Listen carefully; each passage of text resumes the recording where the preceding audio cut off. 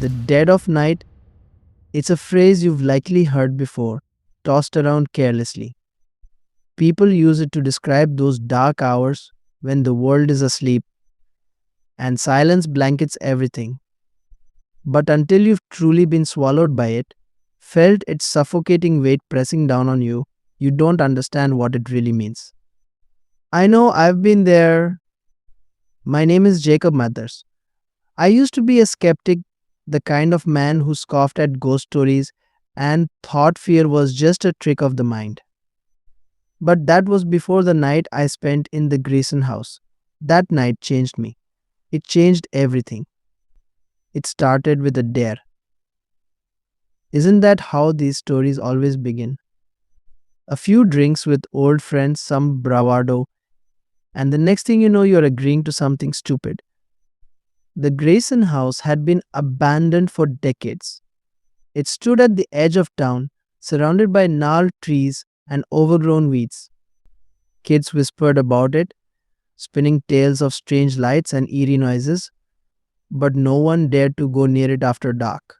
There were stories of murders, disappearances, a family that vanished without a trace. All nonsense, I thought.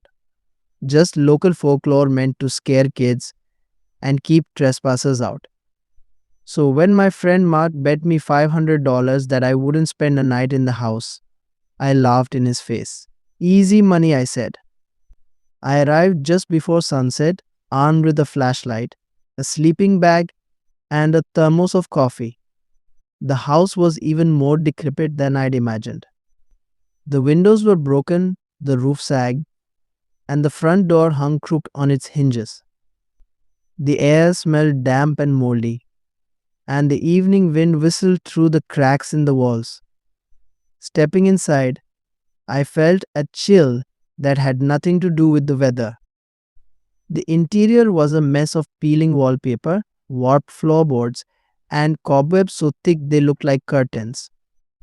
My flashlight beam caught a trail of dusty footprints leading deeper into the house, too old to be recent, but fresh enough to give me pause. I shook it off. Just rats, I muttered to myself.